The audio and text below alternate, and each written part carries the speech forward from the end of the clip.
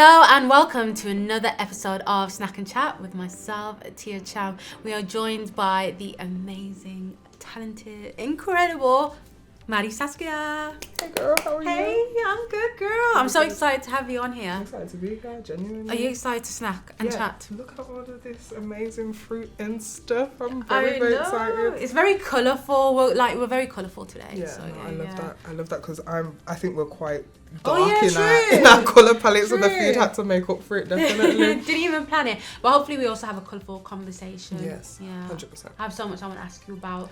But before we do, dig in, like, what are you gonna go for? The mango child. Mango. I heard you like mango, and I had to give you the side eye because mango is just gross to me. I'm not gonna lie, I'm not a mango person.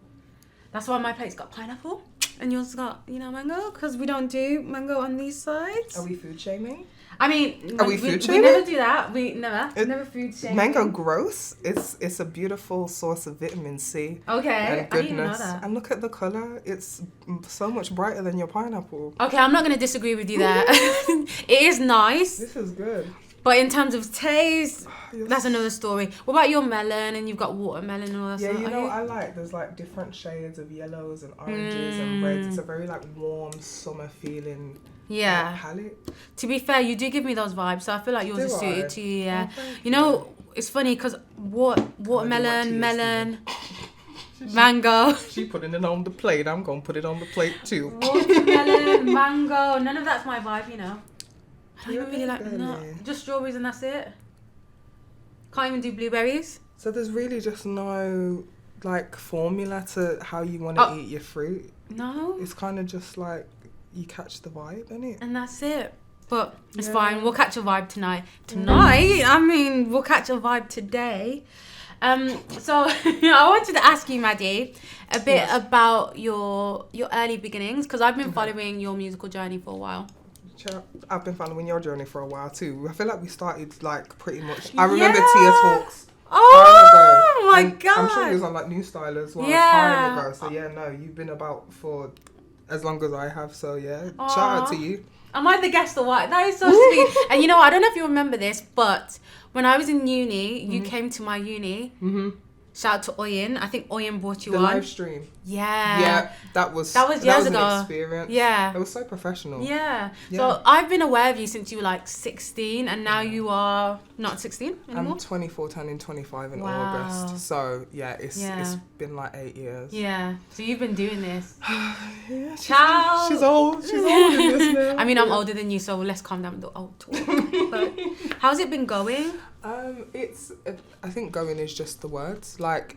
I'm a person that doesn't like to put too much expectation on myself, because I think when we start to expect things of ourselves and compare ourselves to other people, that's when you kind of get like lost in the sauce. So I think for me, I've kind of just been trying to go with the flow and just like create music that I like without any kind of intention to be like this Beyonce superstar, but more just to like make music that is healing for me and maybe for others. And if that takes 3 years, if it takes 10 years to make, or I release a single every 2 weeks, and that's what will happen. But I'm kind of just trying to figure out where I'm at, and I'm constantly going back to square one as well, which I think people are scared to do, but I'm not scared to rebuild and have like rebirths in this like creative process.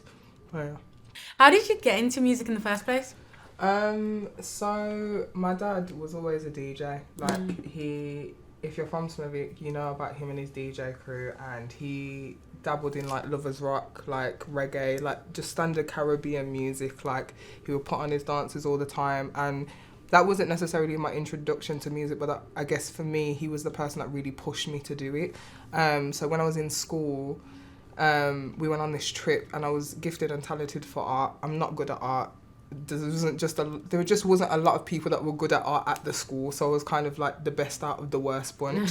And we went on this school trip, and there was like a music department situation, and we'd all gone to the studio to kind of chill out, and then I ended up helping this girl sing like her part, because she was like struggling to catch it to the melody. And from then I kind of just started taking like music classes at school and like really paying attention to my music lessons and learning how to play keys and all them kind of things. And I don't know, I kind of just built this passion for music. And if anyone knows me, I wanted to be a history teacher, but when I got my GCSEs back, I got a distinction in music and then I got like a C in history. So I was like, something's trying to tell me that history is not what I'm supposed to be doing. So yeah, I kind of just haven't looked back since. Yeah, it's a bit of a ramble, but yeah. And how do you go from discovering, I guess, you're good at music at school to, you know, touring and working with the likes of Dr. Martin and Mahalia? And I know you recently did the Everything R&B tour as well. I would like to say it's not got anything to do with my musical output, because I think a lot of us can make like good music or whatever. I think for me, the reason why I've been able to do all of these amazing things is because like I've built like really like genuine like connections with people. Like for me, I don't do music because I want to meet Beyonce or make all the money in the world. It genuinely is such a personal thing for me. So I have those kind of personal relationships with I kind of guess like everyone that I come in contact with. So when I do put out music, it's like it just seems like people have opportunities for me because they want to see me win, if that makes sense. And yeah, I don't know, like I think that, and just like also like working hard, just being a nice person. Like if you actually look at my discography, I don't have a lot of music out for the 11 years that I've been doing it. So yeah, genuinely just being kind to people and working hard and genuinely just making music that is authentic to me, I think is the only way. But also my manager Michelle, she's like a breath of fresh air and she makes my life so much easier. So yeah, there's also her, and like just loads of people around me. I just think I'm very, very privileged to be a part of like the Birmingham scene, because I think it's a really, really, really like, I don't know man, I'll help you, you help me kind of community. And I think if I didn't come from here, I don't think I would be where I am musically. That's so interesting that you say that, because I've spoken to quite a few artists that are based in Birmingham, and we always talk about like, how is it pursuing a career when you're not in London? So it's interesting that that's your perspective and that's your take on it. Like it being part of Birmingham has been integral to your journey. 100%. Like I think people know, like I'm very common speaking. I don't you can't hide the Birmingham like in my voice. And I think everywhere I go, like the first thing I say is like I'm from Birmingham. Like, and I don't do it like kind of like in an egotistical way. I'm so proud of like being from here, and I think Birmingham has such a rich musical history, but I don't think it's ever been in a space in the business side of things where it's been the healthiest. But there's so many like new companies, like record labels and management places like opening up, that I think sooner or later it's going to be a beautiful place and people are going to see the benefit of being here. But I think for me, like I said, I'm more of a people person. The business thing I've never been good at. That's why Michelle's such a godsend to me. So yeah, like the people and the spirit of the people and the competition, that is healthy as well. I think that is one of the things like I'm most grateful for about like being from here, basically. You kind of talked about, I guess, the highlights of being from Birmingham and just like the music industry and your career. What are some of the challenges you faced being from here? Not even being from here, what are the challenges you've just faced along your journey?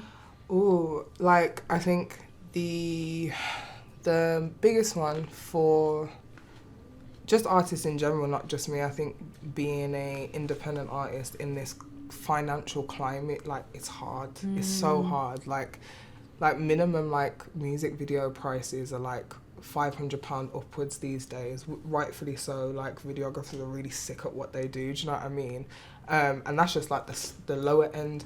Then we've got to take in mixing and mastering and then recording and then getting a stylist and a makeup artist and then all of these are extra things. So sometimes releasing a single can cost you $2,000 plus, like before you've even like pushed it with ads and all these kind of things. So I think sometimes it's that ability to be consistent and have the freedom to do that, and especially with like funding going down the drain a lot of the time now, especially for organisations that are helping like young artists. I think it's really, really hard to consistently put out music from a financial point of view. And I think one of my challenges being, I guess, like just like a plus size woman as well, like I've always never felt like I was enough physically to make it.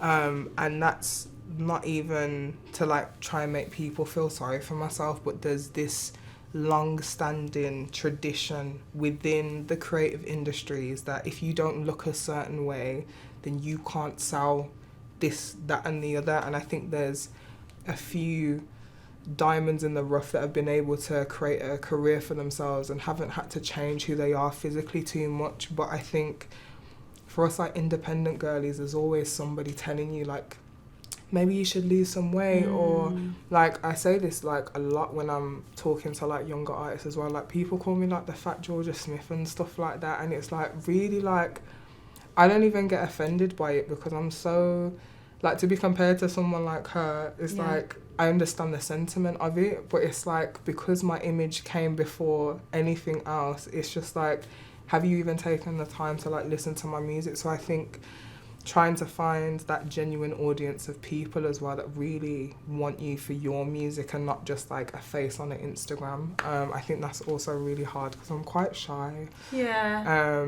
Yeah, I'm actually really shy. So it's like, yeah, like having like being bullied growing up to then do something that you love and still face bullying inside of it, there's almost like an internal pause that happens. Like there's times where I won't write for like 6 months because I'm just like, why do I do this? Yeah. And then in those 6 months, then you're obviously reminded of why you do it, and you start to write songs, and then you start to block everybody out, but then life gets a bit overwhelming and then the cycle kind of goes around. So yeah, finances and just this really toxic culture about beauty standards and what women in music should look like. I think that has been two of the main challenges for me. Yeah.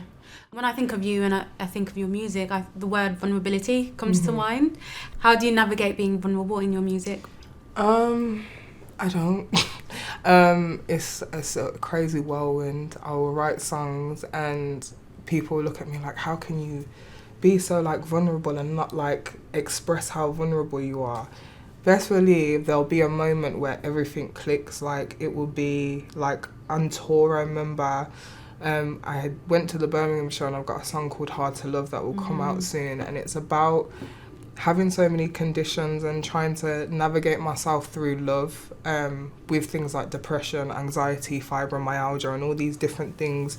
And when I sang it in Brum, it's like just that energy of being home. Like I cried, but I've never cried singing that song before.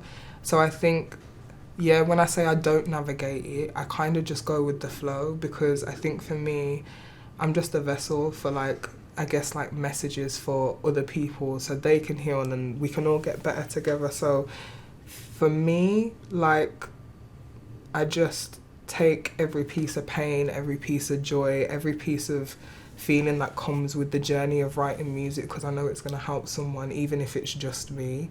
I don't know if I didn't just ramble through that whole question. No, if that makes sense. No, it does, and that was really beautiful. I think also you've expressed that you are really passionate about creating, safe spaces 100%. And inclusive spaces. Why does that matter to you? Just going back to what I was saying before, like being someone who's bullied, like I've never felt safe. Like even going through school, there wasn't like a moment where I felt 100% safe. I've spoken to people in the queer space, disabled space, spoken to women and non-binary artists, and like there's a lot of kind of injustice in those spaces when it comes to people and them just trying to do their art. And I think even if I can try and change the kind of narrative about those people going into spaces and how venues can, like, I don't know, what's the word I'm looking for? Cater to like their access needs and what they need. I think that's important, because I'm someone who's felt unsafe in environments. I've been in studios and like have had not the greatest experiences. So if I can take what I've been through and learn from it and then kind of educate through example for other promoters, other venues, or just other people, other artists in general, then yeah, I'm gonna try and fight the good fight for the people that can't really fight for themselves. It's not even my job to do so, and I don't need to take it on my shoulders, but I think being raised the way that I have, like, I can't just sit back in a space that I love and yeah, not do anything about what I'm seeing. Yeah, I don't know if I feel like I was just chatting nonsense, but yeah. That was really powerful and it makes absolute sense. Obviously, you are an R&B singer. Yeah. And I've been having a lot of conversations lately about like the state of R&B, how well it's received in the UK. Yeah. There is a lot of talk saying that it isn't well received actually, and that a lot of artists, British artists, feel like they need to move to America to kind of get anywhere with their career. Yeah. How do you feel about that?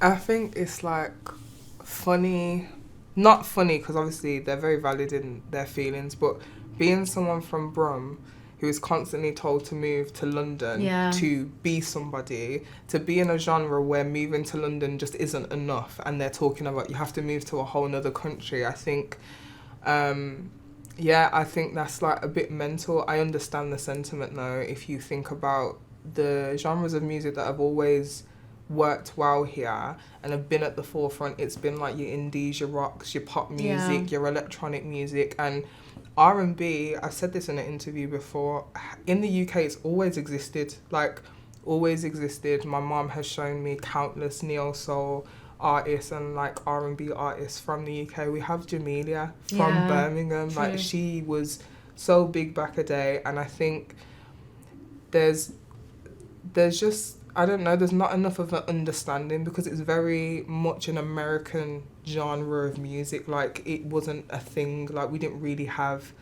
a lot of blues music in our households growing up in the UK. It was just very much like, I don't know, I had like, what was the guy's name now? Barry Manilow and like Rod Stewart and S Club 7 and Steps and Dolly Parton. Like, I had like loads of like random different genres of music, but none of them were really R&B. And then I think there's this surge of like amazing like black talent that have grown up in their households with this kind of influence that are now kind of putting it out there to like the world for them to hear. And I think because we as a country are not used to it yet, it takes some time, but I think what's beautiful about R&B in the UK is that the people that love it, like really love it, like there's like the Blues Project, they just sold out Coco with a bunch of R&B artists, and there's like loads of different things like Shea Universe being added to DLT Brunches festival with like Jasmine Sullivan, Alex Isley Sir. Like, these are big artists and she's part of the conversation. She just done a song with Lala Hathaway. Like, UK R&B I think is on the rise. I just think there's still room for more understanding of it. Where would you like to see UK R&B go, and how do you want to contribute to the landscape? I think I just want it to go where it wants to go. I think I don't want to plan anything for it. Do you know what I mean? I don't even want to put any words out into the universe for it. I just want to see it continue to bloom. I think my role is to just be a Brummie, like through and through, proper like like 0121 to the world, and just like genuinely write honest music, because I always say to people, like, I genuinely don't believe I'm here to be a superstar. Like, that's not even my goal. I'm too shy of a person, and like I still have stage fright like a decade after starting this thing. So I don't think I'm supposed to be like this big amazing artist. But if I'm that, I say to everyone, like, if I'm that artist in 60 years time, when a kid like goes to a vinyl shop and then picks my record and it's like the most rare thing he's ever heard, I'm not happy to do that.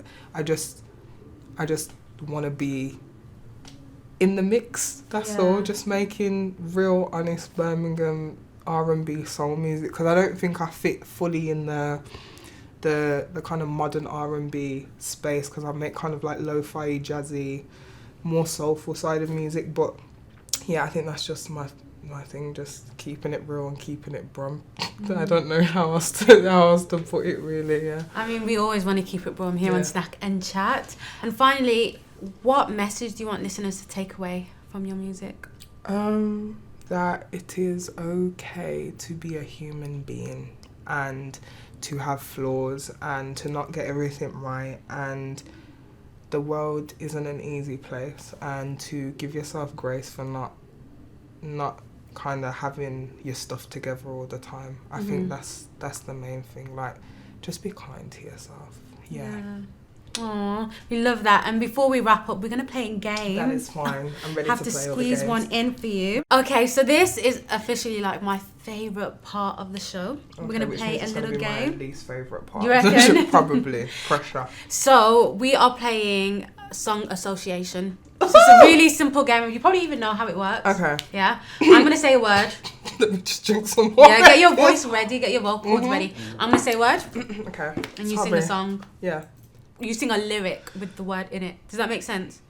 So we could do a practice if you want. When you say lyric in the thing, do you mean in the song or in the title?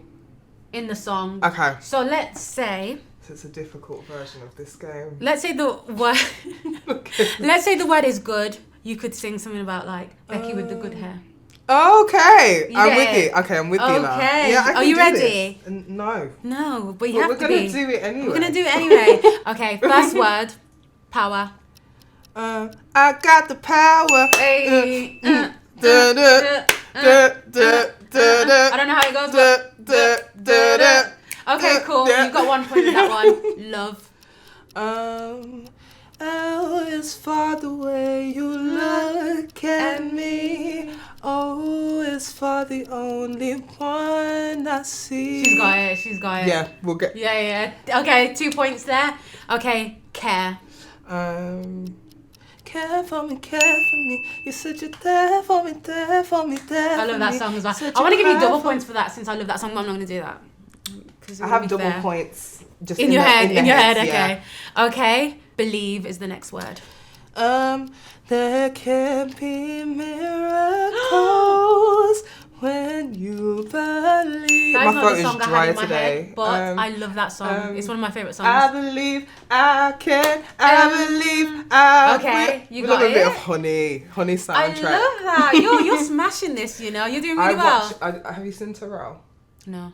Like, I'm gonna send you Terrell. He's Okay. like a guy who does song association on YouTube, Yeah. and I'm just like there watching it all the time. No wonder you're smashing You got this. a bank. Okay. Let's Don't see. jinx it though. I know, that's what I was going to say. We've got one final word. Okay. Let's see if you're going to get this one. This final word Yeah. is magic. Magic. I got the magic in me. I got the magic every time the girls come snapping at me. They be Oh my snapping, God, I'll give baby. you a high five for that. That was good. Didn't you just smash that? Oh my God, I feel like I need a crown. I need to give you a crown. I feel like you're the song Can we like association edit one champion. in? Yeah, let's put one here. Maddie, I want to say a huge thank you for coming on and smashing everything. You've given us so many gems and I just absolutely love speaking to you. And like I said, I've been following your journey. And I just want to continue to follow it because I just think you're an amazing artist. Come be a part of it, man. Come be a part of it. Of course. And I just look forward to seeing what you do in the future. Thank you. Yeah. Thank you so much. Can I hug you? Yeah. Amazing. Thank you for having me.